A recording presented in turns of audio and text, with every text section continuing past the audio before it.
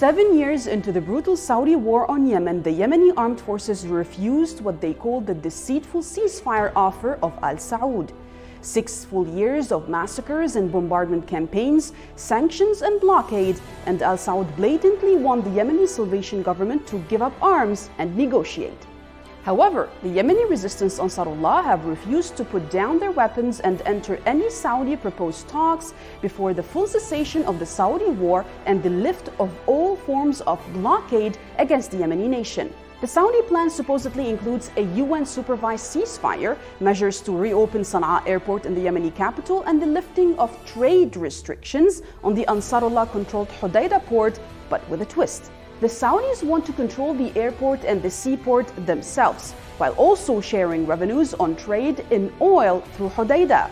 Mohammed bin Salman wants to snatch through politics what he was not able to achieve through 6 years of extensive warfare against Yemen. For the Yemeni resistance, the devil is in the details. The Saudi aim is clear: control of vital Yemeni port of entries after they successfully suffocated the nation, leading it to become the world's worst humanitarian crisis. Whereas the Yemeni resistance wants Hodeidah port and Sana'a airport to be completely open to all international traffic, as they should. The Saudi overture appears to double down on the idea that it is the Yemeni resistance who is being asked to make concessions here, at a time when not only most Saudi-occupied cities have been liberated, but also scores of bomber drones on a weekly basis keep revisiting Saudi oil facilities and military bases in the heart of the kingdom. Ansarullah's response was very clear. This is an old offer, they said, and a new offer should begin with completely lifting barriers to movement on Hodeidah port and Sana'a airport. Using the humanitarian crisis as leverage is simply seen as a deceitful Saudi attempt, and Yemen will not fall for it. Welcome to the Mideastream. I'm Marwa Osman.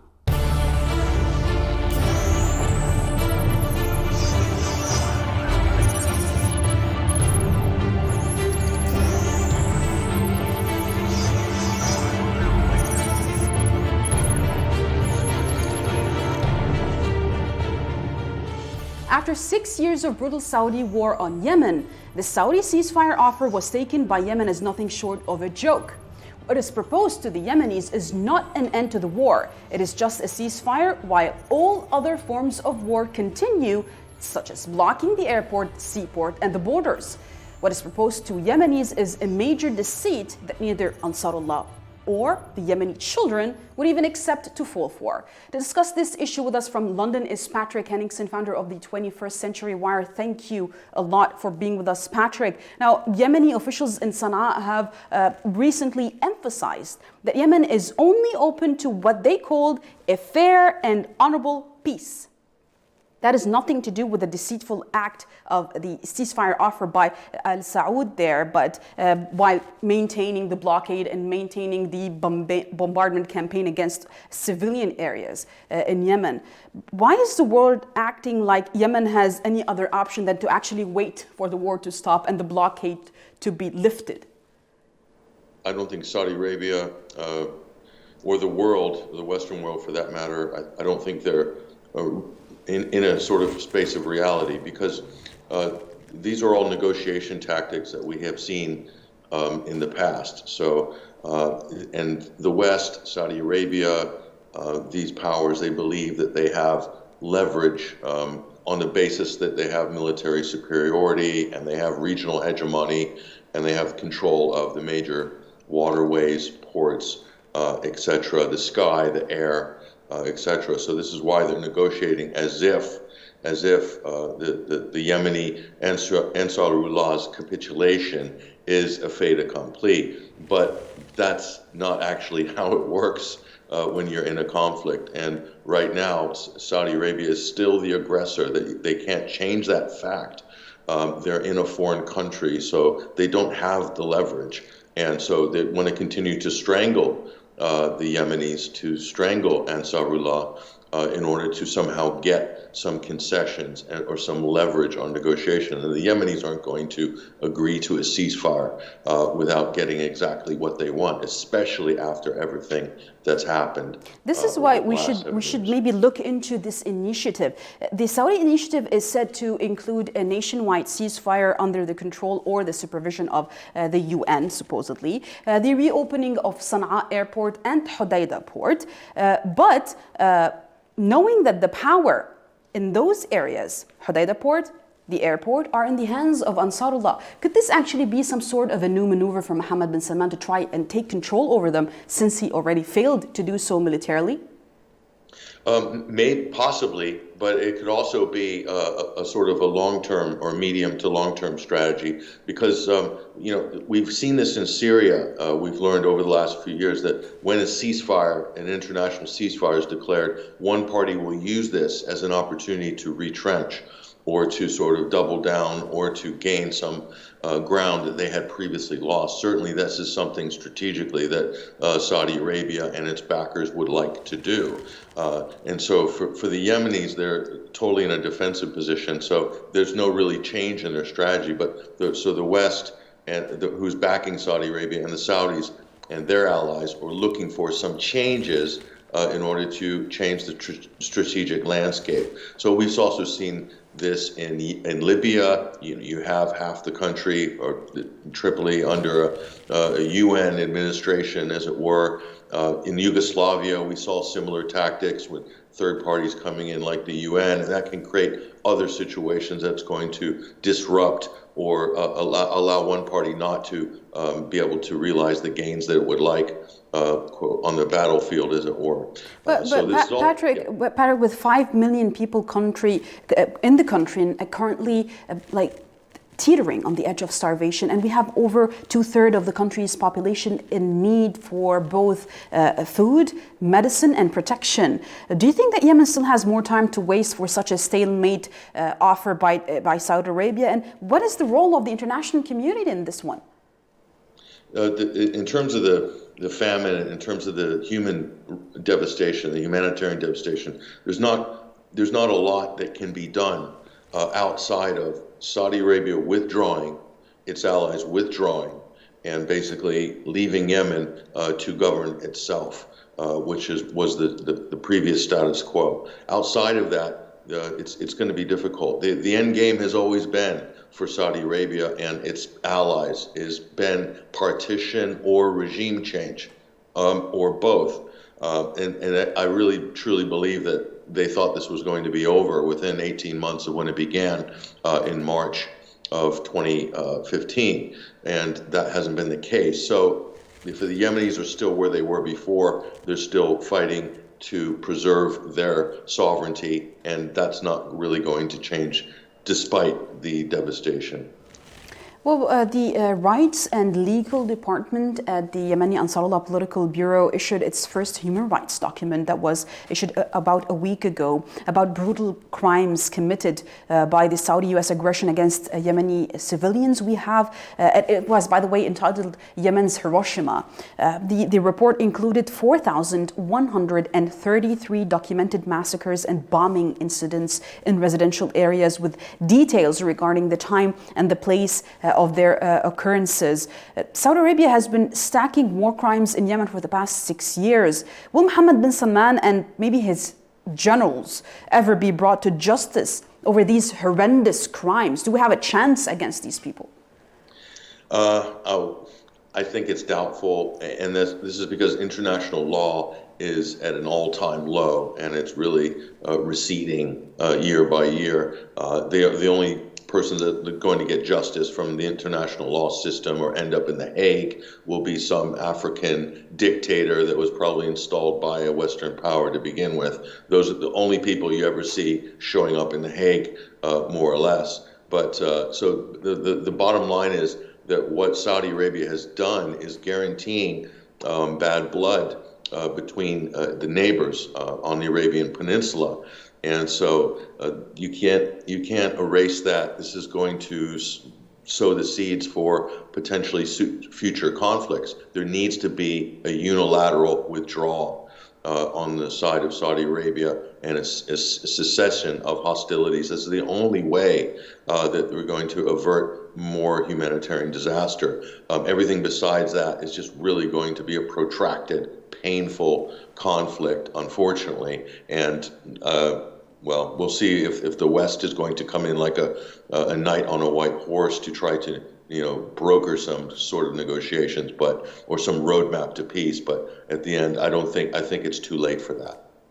Well, it seems that Biden is a bit in hot water whether to back Mohammed bin Salman or not. Sometimes he gives him a good word, sometimes 3 bad words in a row. But at the same time, Yemeni civilians are losing their lives. They're losing their lives from bombs falling on their heads, Western-made bombs. They're losing their lives from the famine created by Saudi Arabia with the help of the West. And at the same time, if the West thinks really that they're going to try and do anything to stop this without the consent of the Yemeni people, those same Yemenis that are still in control of swaths of land of their country that have been able to liberate the occupied parts of their country, then they are really on a wrong side here. They don't really understand Yemenis yet. I want to thank you very much, Patrick Henningsen, founder of the 21st Century Wire, for being with us. Now, please stay tuned. We will be next talking about the Lebanese crisis of economy. Stay with us.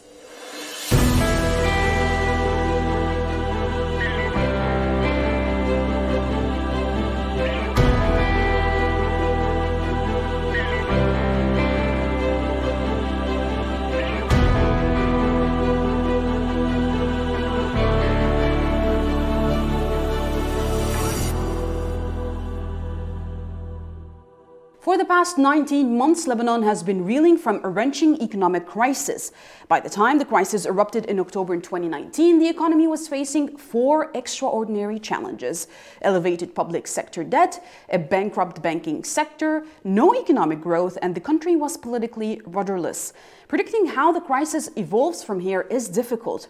Lebanon's economic crisis, a tragedy in the making, in this following report. Lebanon's annual inflation rate reached a record high, and food prices soared by around 500% in February, highlighting the dramatic impact on consumers and businesses of the country's worst financial crisis in decades. With hindsight, Lebanon's economic crisis was predictable.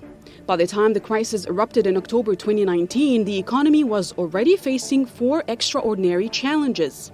First, public sector debt had reached such elevated levels that a default had become a question of when, not if. Second, the banking sector, having lent 3/4 of deposits to the government, had become functionally bankrupt and increasingly illiquid. Third, the productive economy had experienced virtually no growth for an entire decade, a development with acute socio-political implications.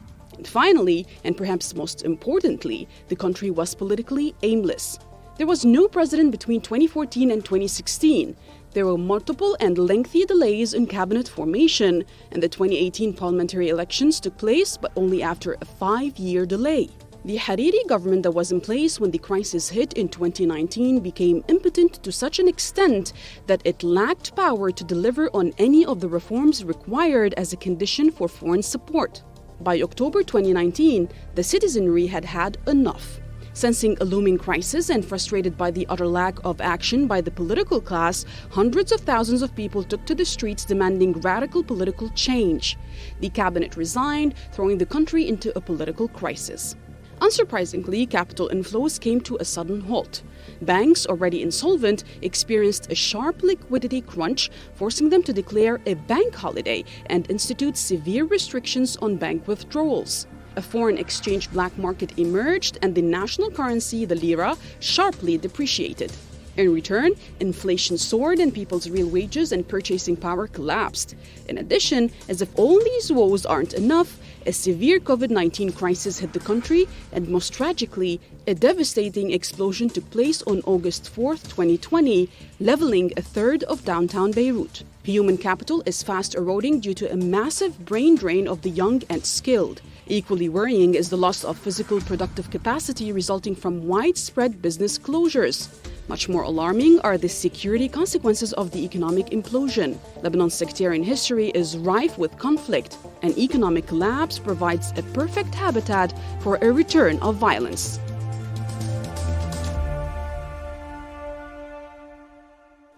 To discuss this issue with us from Beirut is Dr. Nasri Harb, economist and Dean of the Faculty of Management, Finance and Economics at UZAL University. Thank you very much for being with us, Dr. Nasri Harb. Now, left to its own devices, the Lebanese economy will for sure generate an alarming acceleration of youth and skilled labor immigration. We have a lot of enterprises closing. The currency is becoming further unanchored. Hyperinflation is wiping the incomes of the public and their wealth. And we have now food and medical shortages that seem will only escalate, which requires more level of humanitarian support, foreign humanitarian support. That is the worst case scenario, and I thought that we were already there. Could this become even worse now? Okay. Hi, Marwa. I think there is no limit to how bad we can go. Let me tell you this. As long as the government does not take any action, things will worsen. The hyperinflation will fuel itself. As a number, we can cite two recent examples from two economies. In Venezuela, for instance, where inflation has reached about 65,000%. Wow. That is a 71% inflation every month, which means that your salary that you receive at the beginning of the month will lose 70% of its value at the end of the month. So you are left with only 30%. Another typical example is, a famous example, is Zimbabwe. Zimbabwe, in the peak of the hyperinflation, currency used to lose a 98%, which is almost its whole value every day at the peak of the inflation. So there is no limit to how bad we can go. That is, yes. That is a scary thought right there. Indeed. But there is one best case scenario for Lebanon that's being discussed all around now, is by starting with a cabinet. That should be giving some sort of a short-term stabilization program for the country, which involves tightening of liquidity, maybe arresting the fiscal implosion, maybe inducing capital control, especially on large amounts of money which are still being leaked out of the country, and maybe obtaining an urgent external bridge loan like that of the IMF.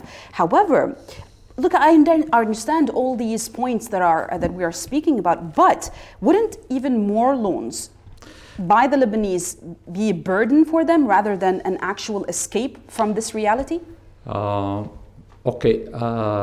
The loan from the IMF, you can say it's a double-edged sword.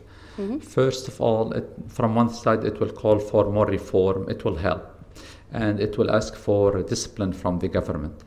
However, on the other hand, if there is no discipline, if the loan is not well negotiated, because the trend at the IMF is to follow more liberal action, reducing government size, and taking harsh action towards the harsh social action.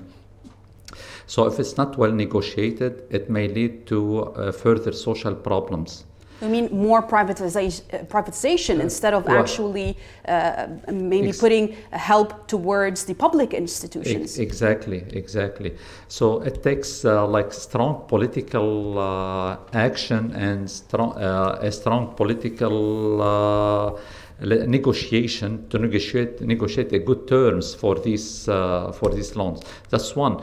Two, if this loan is not well used, it will add to the burden of the country, like the debt to the country, like similar to what happened to Paris conferences. We have received aids and billions of dollars, and after all, it came out like as a burden on the country. And our debt becomes $120 billion. Exactly. But the annual inflation rate, Dr. Harb, is that it reached a high record, and the food prices soared. They are more than 500% this February 2021, highlighting the dramatic impact on both consumers and enterprises as well, especially because this is the worst economic crisis for at least 2 decades. How much longer do you think these businesses can withstand such a dramatic impact on them? It's difficult to say, but however, the conditions are very harsh. If we can cite what are the problems faced by the businesses, it's unbelievable.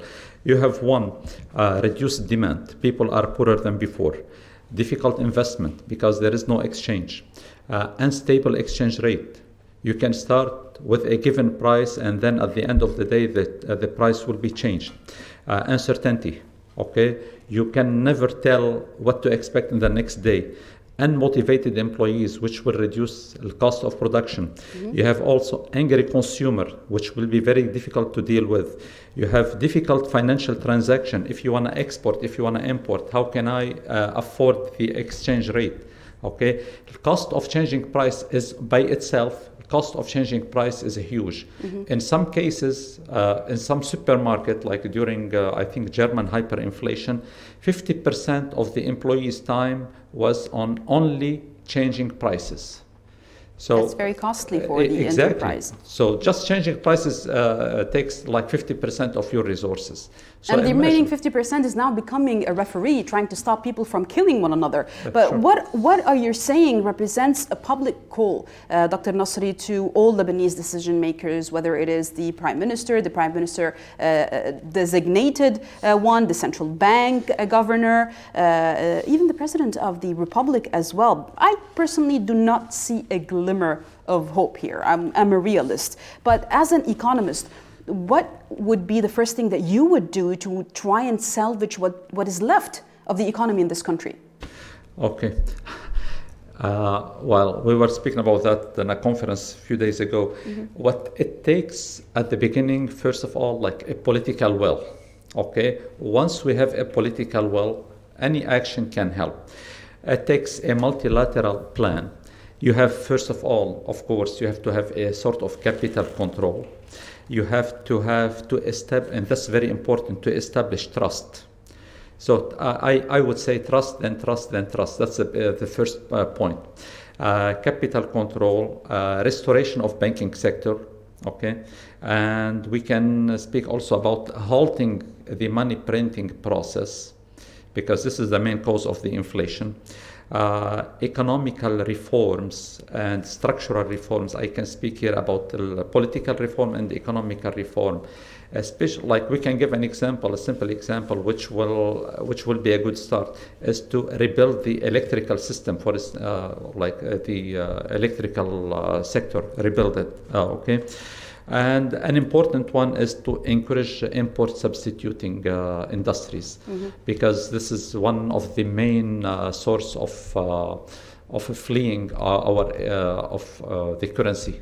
See, this is what we lack in Lebanon, Dr. Nasri. We should have someone like you to be Minister of Economy, and yet we are still fighting between one another which sect will get which ministry, which, by the way, puts me at a very depressed position as a Lebanese citizen, because I don't know whether tomorrow will be better or even 10 times worse. I want to thank you very much, Dr. Nasri Harb, economist and Dean of the Faculty of Management, Finance and Economics at Izal University. Thank you very much for being with us, and thank you for watching. Please stay tuned next week for more from the Mideastream.